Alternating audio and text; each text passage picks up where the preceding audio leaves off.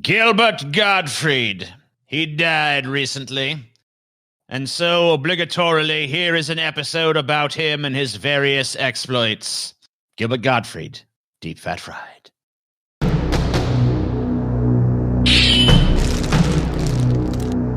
Deep Fat Fried!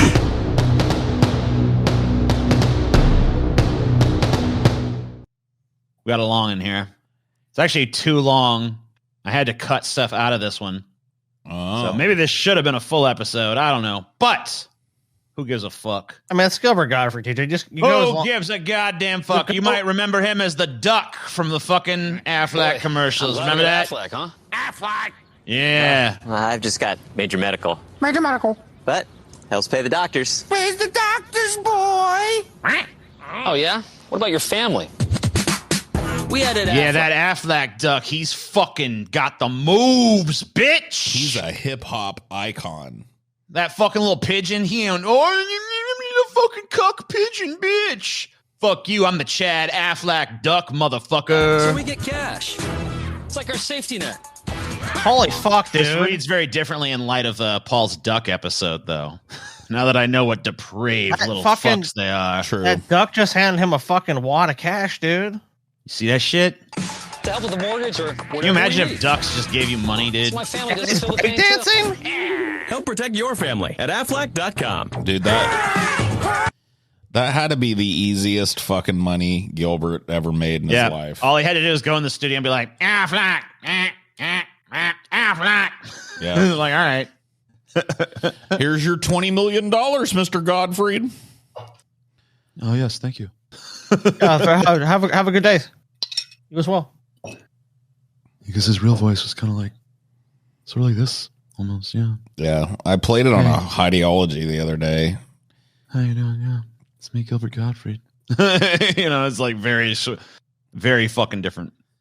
So, this ugly ass kid was Gilbert Gottfried. Oh man, a face on him. Has a little blubber. This him was a blubber. A blubber. Born on February 28th, 1955, in Coney Island, New York.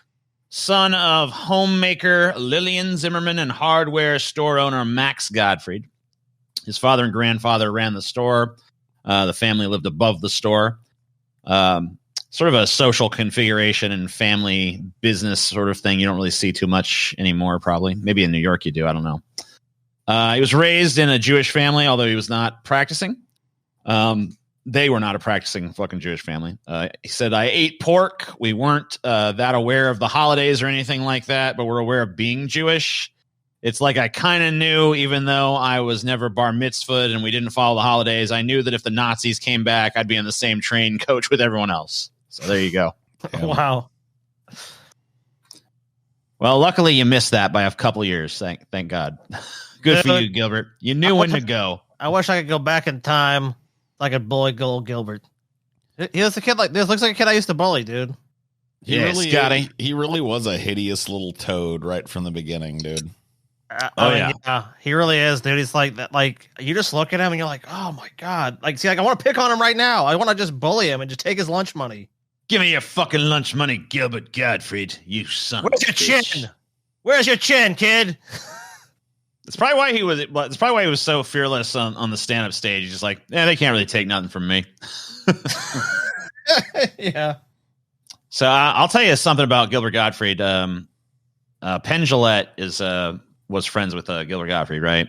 Mm-hmm. Huh? And he said, a lot of times when he's known comedians in his life, they're like, they don't want to watch their own stuff. Like they like actively revile ever watching it. Don't even want to take it's like, I can't watch my own shit, man. Ugh. I just see too much wrong with it and da-da-da. Gilbert Gottfried basically would sit around his house 24/7 just watching himself.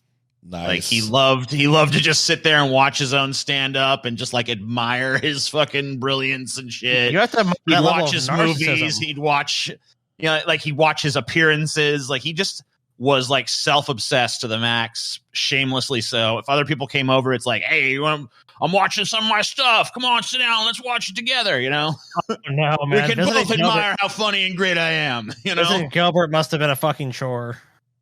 Maybe.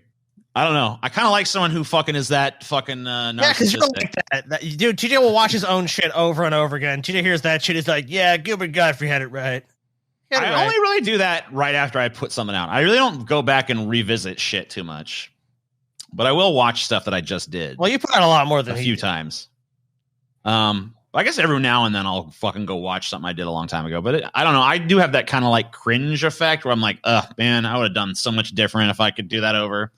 But yeah, he didn't have that feeling at all. He was just like, yeah, I was great. every fucking joke he ever told was a fucking gem in his eyes. Every fucking stand up, stint he did. Hey, someone's got to be like that, right? Someone's got to just look at everything they've done. They're just like, I'm fucking awesome. God, I just nailed it. With that one. Nailed it again. Nailed it fucking again. Can I miss? I do not miss. So Gilbert had his first stage performance at this nightclub here, the Bitter End. Damn. It was during a Hootenanny night event. His older sister Arlene had encouraged the then 15-year-old Gilbert to go on stage and perform. Much of Gilbert's his fucking little Jew fro. Dude, I'm telling you, that's why it fucking works for him, though. Dude, he had a total niche because, like, this is the kind of guy. If he is funny, like, yeah, I don't know, like you just see comedian here. Like, there's so much just about him. If he starts talking about himself, I'm probably gonna laugh at some shit. If he's halfway decent. Much of Gilbert's early stand-up included impressions of old-timey celebrities like Boris Karloff and Humphrey Bogart. That's all. You don't really think of him as an impressionist. But I guess like early on, he was doing more of that. Yeah, that's a definite comedic skill. There's a lot of people that make their living just on impressions. So after much success at the nightclub, Gilbert decided he wanted to be a professional comedian. He started work in the local comedy circuit, became known as a comedian's comedian, whatever the fuck that means. I guess he made the other comics laugh. Oh my God, fucking stupid goddamn bullshit. So Peyton, of course, fucking put a picture of himself meeting Gilbert Gottfried into this fucking document. So of course. Whatever, skipping that bullshit. Around this time, he started squinting and using a loud, obnoxious voice that he would eventually be known for the rest of, like, whatever Gilbert Gottfried was got consumed by this character that he created of himself, like this other version, with this like very loud, very shrill fucking voice. I told you as a kid, I believe this was that. I just believe that. I was like, I think everyone. I mean, I don't know. I don't know. I felt like everyone believed that, like, that's just how he talked. That's just how he was. Yeah, and I think that believability kind of like makes it work. Too. Oh my God, yeah. It wasn't until a long time later. I was an adult by the time I realized that Gilbert Gottfried does not really talk like that. That's not like his normal manner of speaking. And I felt like once I heard that, I was like, well, yeah, that's obviously true. But you know how dedicated that is too? Because doing that voice, I guarantee you, just destroyed his fucking voice. To do it like that all the time. Yeah, I'd imagine so. Because it's like literally just, I mean, he yelled everything at pretty much the top of his lungs and, So Gilbert eventually got bored of his regular routine, started performing a little bit edgier material.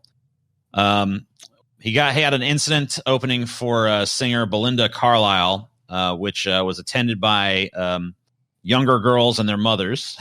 I tried doing my regular act for about 5 minutes. Then I launched into the filthiest stuff I could think of. And the next day I got a call from my agent saying, everybody there loved you, which is show business talk for you're fired. Everyone loved you. Just never come back. Yeah, never, ever come back again. Please don't ever do that. That is such like Hollywood. Oh, we love that person. Like they can't. Oh yeah, we loved you. We fucking loved you, Gilbert. Yeah. Oh, you killed out there. But we're looking to go in a different fucking direction, So he got his big break when he was on Saturday Night Live. Although, I mean, for him, it really wasn't his big break. It was like kind of the signal that he was moving up, but he really did not make a big splash on SNL. Look at his tiny ass, dude.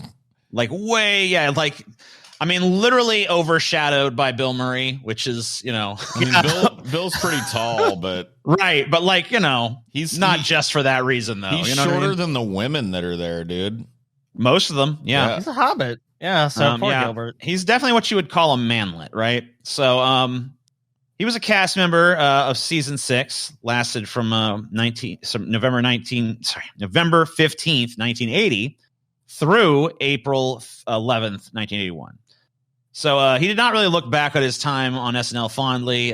He was rarely used in sketches, was not allowed to use his trademark voice. They were just like, that voice is annoying, Gilbert. You're not doing that shit.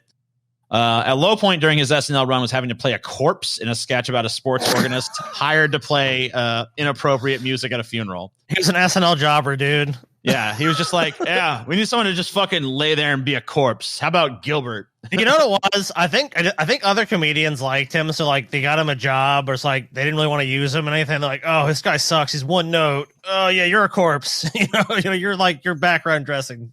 So his first major film role was in 1987's Beverly Hills Cop 2 as an accountant named Sidney Bernstein. Lifelong friend and former SNL alumni cast member Eddie Murphy helped Gottfried get the role. So, yeah, I think you're right, Scotty. There is I'm seeing something of like a networking skill going on here, you know? Like he's able to charm people and get work doing that kind of shit. Whatever the fucking reason may be. Now, this was the first of many, many, many, many fucking roles for Gilbert because if you see his IMDb page, he has 184 acting credits, which is that's pretty much fucking insane, right? Holy shit, he was in a lot of stuff. Yeah. I mean, that's what he was in so much. Now, he mostly, a lot of it was just voice work and shit because, you know, he had that iconic, crazy Gilbert Gottfried voice. So if you wanted that, there's only one place to fucking go. I see what you mean now about like, because we were talking about like before the episode. Your TD's like, I don't know how you like, cause I like when he died, I kind of forgot he had existed. To be honest with you, and TD's like, I don't know how. And then seeing this, I kind of see what you're saying that he was just works so much. Yeah, I mean, like there was just like endless fucking goddamn shit. I mean, it just like goes on and on. I'm not impressed. No, no, why not? I got a cousin that's got 200 acting credits, so you know it's whatever. Oh wow, shit, really? Yeah. What's your cousin's name? I'll look him up. His name is Humphrey Bogart. Okay. Oh, okay. I think I actually heard of him. Holy shit! Pretty prestigious person to know. I mean, he's long dead, of course, but. Well, no, he's fine. He's great. He's great. He's on vacation. Still rocking it. He's away. He retired down the shore. Oh my god! I remember him in Problem Child as the dude running the orphanage, just trying to like push that kid off on John Ritter and shit. Like I remember him being in that movie, and like I just could not believe his voice. Like, why would anyone talk like this? How can anyone talk like this? So yeah, the things most known for Beverly Hills Cop 2, which is his first role.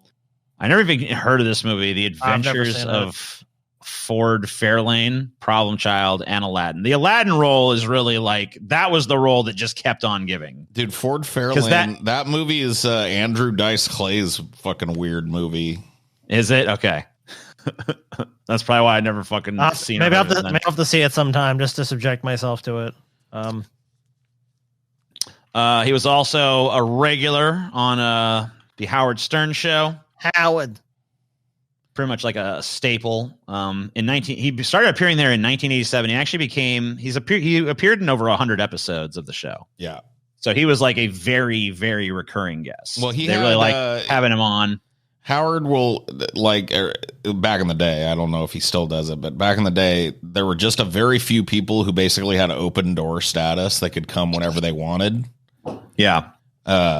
And Gilbert was one of those people and also just like a relentless self-promotion whore. So, oh yeah. And he realized, I'm going to be on the biggest radio show. I've got an open door policy on the biggest radio show in America. I'm just going to be. So he just popped by whenever he felt like it, basically. And he was really actually really good during the news segments because, every Howard Stern show has like the Robin will read the news or whatever.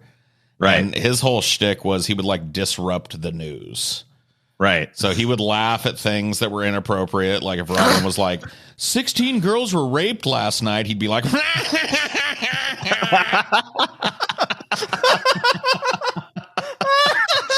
oh, man. I love it. would actually do like he was the go-to make people uncomfortable guy. If they had like a guest on that wasn't really all that interesting, they'd have Gilbert on to spice it up. That makes sense. They'd be like, "Hey Gilbert, do one of your impressions," and he'd be like, "This is Frank DiGianello. He was on 2 episodes of The Honeymooners." You know, he would just do his most obscure old, like nobody knows who they 2 are. episodes of The Honeymooners. Yeah. I love it, dude. Oh my god, yeah, that's great shit. Anyway, let's see. He was also a mainstay at celebrity roasts. He did Hollywood Squares back in the day too. Remember? Oh yeah, I mean, he did. Yeah, he did do that. Yeah, he was the best at Hollywood Squares. He could pretty much fit in with any fucking group you put him with, really. Like, you know, because he could pretty much. He had a really good sense of like what was funny, even if it wasn't always appropriate. He would pretty much fearlessly just go after whatever joke he thought he could get away with. So, so he was like a mainstay at a lot of these celebrity roasts. He roasted the Iron Sheik, roasted George Takei, roasted Hugh Hefner. He was also on many Comedy Central roast specials, appearing at the roast of Dennis Leary, Jeff Foxworthy, Bob Saget, Joan Rivers, David Hasselhoff, Donald Trump, Roseanne Barr. Pretty much if there was a roast, they're like, he was like on speed dial for any fucking major person's roast. And just get Gilbert on there, right? He's an easy highlight in a lot of those as well. If you can find his roast of Roseanne Barr, it's one of the fucking funniest roasts ever. Yeah, he was really good at it. I'll have to check that out. So here he is. This is a comment he made at the Bob Saget roast that has kind of endured to this day as a meme. Even after Bob Saget and Gilbert Gottfried are both dead now at this point, but you know. Yeah. Why should we pick Bob Saget, who raped and killed a girl in 1990? Well, first of all, it's not true. It's not true that Bob Saget raped and killed a girl in 1990. How do you make an ass hurt? The Olsen twins say, well, Bob Saget hands you a chocolate milk that he just made, and you wake up 3 hours later, lying on your stomach. So, yeah, you say like he just doesn't give a fuck. He's willing to go anywhere. Well, he was not only willing, like the brilliance of Gilbert was that he somehow managed to walk the line between being somebody, because like you could still get canceled back in the day. Sure. Like before Me Too and all that shit, you could still say they just didn't say the phrase canceling. It was just like, but it still happened. Right. You went too far. You crossed the line. You're gone. And Gilbert, I don't know. You're probably going to cover some of his controversies, but I have the whole ending of this episode is the controversies section. So there are many, yeah. But he lost some jobs over some shit that he said, but he was never canceled from these events. Like he was like a dude that you could never trust not to offend everybody, but for some reason everybody loved having him around anyway. And I don't know how you do that, you know? Most people that are I'll tell you how you do it. If he was just a shade more of an asshole, nobody would have wanted him anywhere around. If this dude was an alpha Chad looking motherfucker that came up and said this shit, people would be like, no. Oh yeah, but because he's like a little manlet with a crazy over the top voice, he's like, he raped and murdered a girl. It's just like, all right, you know what? The delivery, I think, he looks like gets him away with it to some degree. He looks like a little Jewish. He looks like a little Jewish grandmother or something up there saying these horrible things. You know what I mean? You just gotta have the style, and you just gotta have like. You have to have Gilbert's like not give a shit. Like he truly just gave no fucks. I love how he's like holding this fucking parrot. Like, I guess I'm doing this bullshit, you know? Yeah. Well, getting paid. So this Gilbert Gottfried had a long working relationship with Disney. Pretty much any group of people that he could ingratiate himself to advance his career, he would do. That's pretty obvious to me. Like, he always made sure that he made friends with the people who could get him work because he liked working and he liked making money. So he worked with Disney starting in the early 90s. His first major Disney role was in 1992's Aladdin, where he played the loudmouth parrot Iago.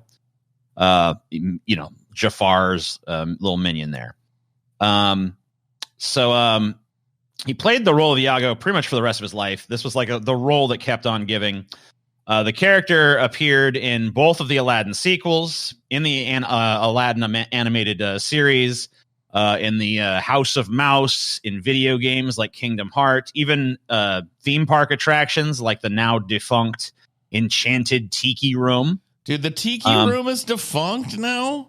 Yeah, there's no Tiki Room anymore. Sorry. What? It was actually it was not closed because it wasn't successful. It actually was still successful, but there was a fire that destroyed a lot of the animatronics, and so they decided it was easier to just bring back the show that was there before. Dude, the fucking Tiki Room was my favorite shit when I was a kid. Sorry. Damn.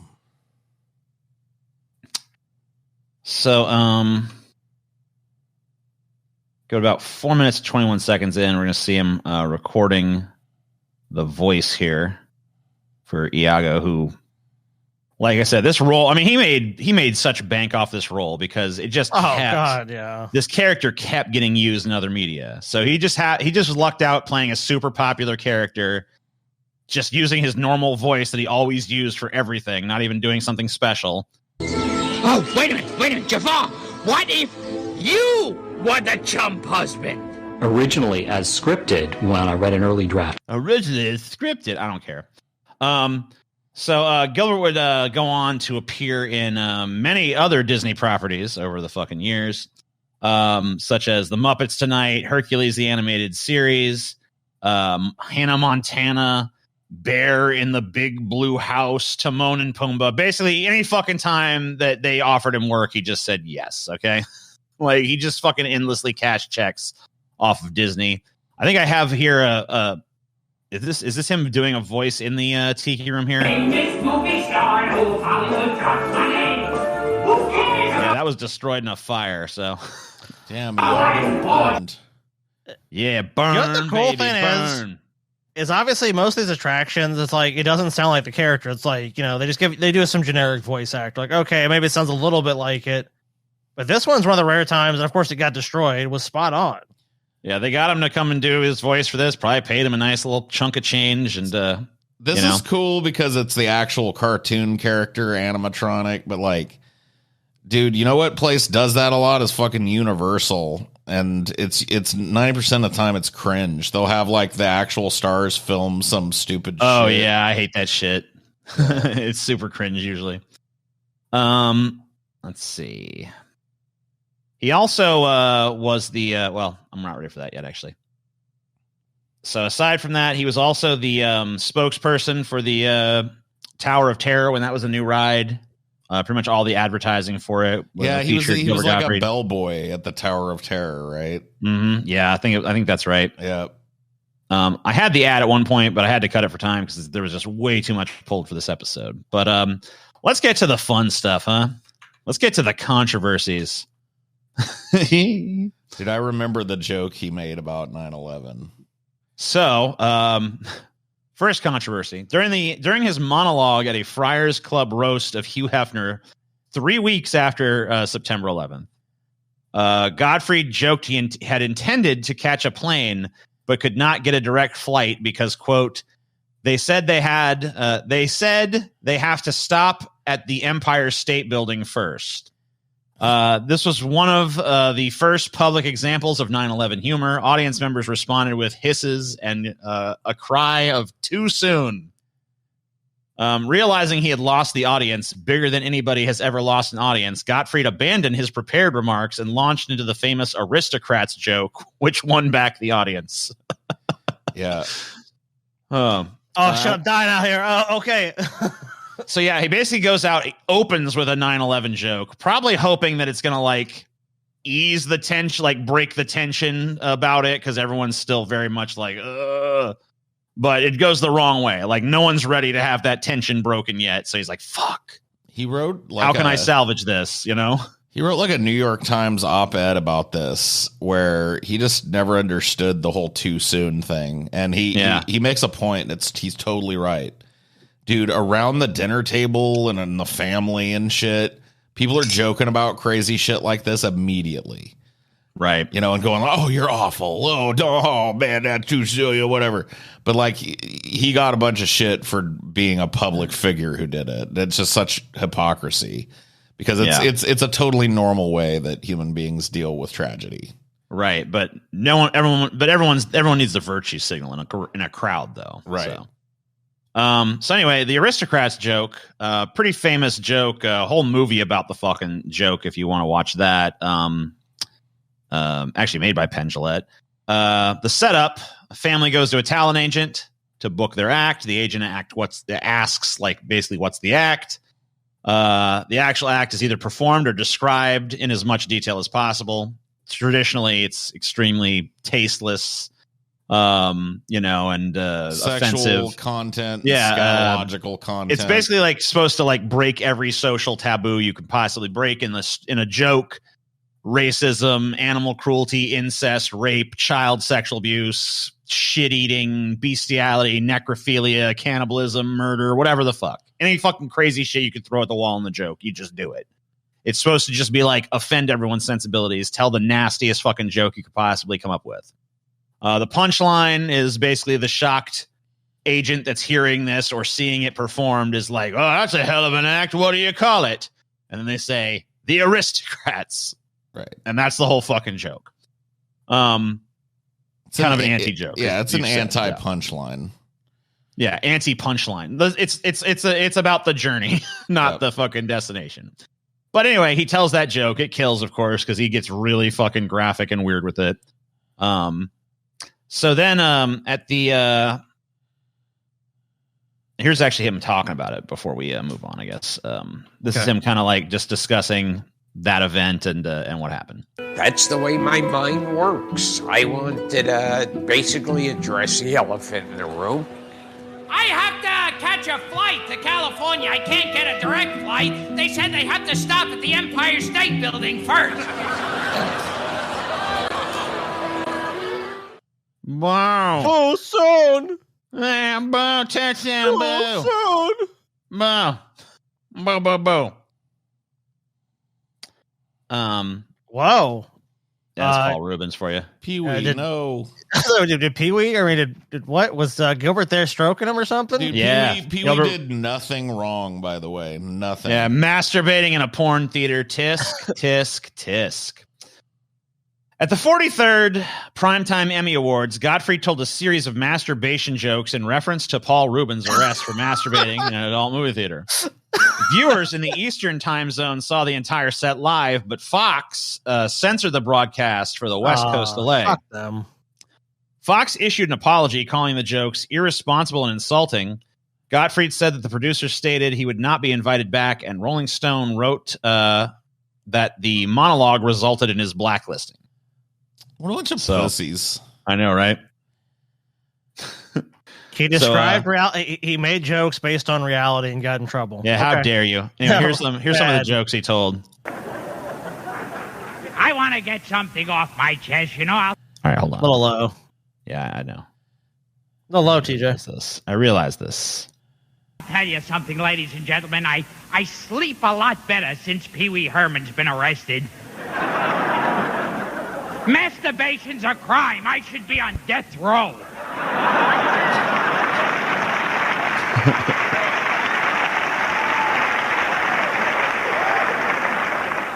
Masturbation's against the law. I should have been sent to the electric chair years ago. To think that by age 14 I was already Al Capone. How dare you downplay the gravity of what Pee Wee Herman did? Do you, if you fine gentlemen, have some pearls that I can clutch? You sicken me, good sir. Irresponsible and insulting. You shall not be invited back, good It's sir. not even that bad, dude. Dude, everyone's made a joke like this about 14-year-old boys. Come on. The big fucking like I don't know. The big outrage was like that I remember hearing was, oh, he's a children's entertainer. It's like that means he's supposed to be like he took a vow of celibacy or something. It's supposed to be like a sexless being in real life because he does a kids show for a gig. It's like, no, I guess. Yeah, that's what they fucking want, I suppose. There was also, this is probably one of the this might be the biggest one, honestly. Well, this is the most expensive one for Gilbert. For sure. So in March 2011, Gottfried tweeted 12 jokes about the earthquake disaster in Japan. Aflac, which does 75% of its business in Japan, responded by dismissing Gottfried from voicing its mascot, announcing a casting call for his replacement, basically. So, for a long time there, Gilbert Gottfried was the Aflac duck, as you saw at the very beginning of this video. But, that was him, which is a very lucrative gig, even though all he's doing, Aflac. So let's see some of these tweets here. So at this time, a bunch of people had died in Japan, big fucking earthquake and tsunami and shit. I just split up with my girlfriend, but like the Japanese say, there'll be another one floating by any minute. My Japan doctor advised me to stay healthy. I need 50 million gallons of water a day. I was talking to my Japanese real estate agent. I said, is there a school in this area? She said, not now, but just wait. Oh, come on. You gotta try that. I'm not going to do it. I cannot do his delivery. I'm not going to bother trying to do his delivery. You guys have to imagine it. What you want to do it? Japanese Jews like to eat? Hebrew national tsunami. All right. I asked a girl in Japan to have sex with me. She said, okay, but you'll have to sleep in the wet spot. What does every Japanese person have in their apartment? Floodlights. Jesus. It goes on. It's hard to do the Gilbert voice. I know, that's why I didn't try. Balls and Liquor was released in Japan. It's making quite the splash. I fucked a girl in Japan. She screamed, I feel the earth move and I'm getting wet. Fucking Jesus. Japan called me.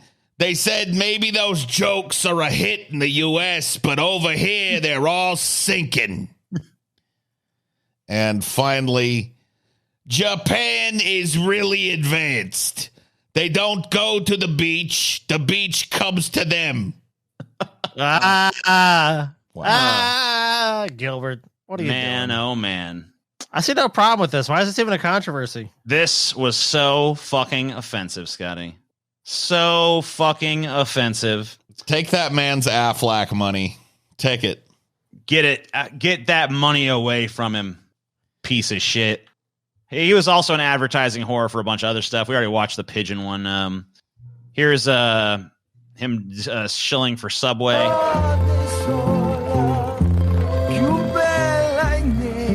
Hey, let's show more road. We're gonna get some Asiago cheese. Scusi? All right then. Next stop, Scusi. Chop chop, fasto. Subway introduces 2 new fresh baked. There you go. I'm sold. All he had to do was just show up and just like, we want you to do your fucking voice. Just fucking be like, Pop-Tarts are good. Come on. Oh, she's talking to me for so long. I felt You're gonna be a toaster, Gilbert. You're a fucking toaster now. You love Pop-Tarts. That's the fucking premise. Go. That's enough. Oh, you want me to be a giant dildo that spews cum all over the place? How much are you paying? $15 and a free lunch? I'll be there. They stink! Gilbert Gottfried is mad. These veggies smell rotten! He stored his veggies in a bargain zipper bag, and now they're Garbage! Ah! Fucking goddamn fucking Glad bags, man. And of course, Pepsi. Can't go wrong without Pepsi, man. Officially, we don't know what the heck it is. I don't know. But what else have I got to do this summer? Where is he? Get your ass out there, To the best Gilbert. of our knowledge, It's people in tight pants moving fast. How can it be a chill out if it's summer? It's games, promotion, fun. Wow. I got a job in summer. Give me my money. I'm killing Godfrey. Give me that fucking money now. And then he died. No. And then he fucking died. 67 from ventricular tachycardia caused by myotonic dystrophy type 2. Sounds no idea what any of that shit means. rare. Yeah, he's known as having the most recognizable voice in comedy. Died at the age of 67. On Tuesday, a post on his Twitter his verified Twitter account confirmed the news that said he passed away from illness. His publicist and longtime friend Glenn Schwartz confirmed Gottfried had type 2 myotonic dystrophy, a genetic muscle disorder. Schwartz said the comedian suffered from recurring ventricular tachycardia, an abnormal rhythm in the heart due to the genetic disorder. It's inherited muscular dystrophy that affects the muscles and other body systems, including heart, eyes, and pancreas, according to the U.S. National Institute of Health Genetic and Rare Diseases Information Center. Symptoms include prolonged muscle contractions, typically developing during a person's 20s and 30s. There is no treatment to stop or slow the disorder, but oftentimes the symptoms are manageable. Type 1 and type 2 myotonic dystrophy can cause heart complications. So probably something he actually dealt with for most of his life and all that. Not something that was just like a recent struggle, but I don't know. I don't know when he was diagnosed or when he was aware that he had this, probably quite. He wasn't public about it. It wasn't like he went around fucking being like, I have this disease and feel bad for me or whatever. He just like died. And then we found out, oh yeah, he was ill. It's like, oh, okay. Well, they said long illness, so I'm assuming it has been the better part of his life. Right. And it says it was usually diagnosed in the person's 20s or 30s. I'm assuming he probably was not an exception. Yeah, he was 67. So probably for most of the time he was doing all the stuff that you saw him doing, he was suffering from the disease that would eventually kill him. But that's Gilbert Gottfried. Pretty funny dude, in my opinion. Deserves a little props. And I've given it to him. So fuck off. Better than the other episodes, TJ. Thank you, Scotty. You're so sweet. Deep fat fried. Deep fat fried.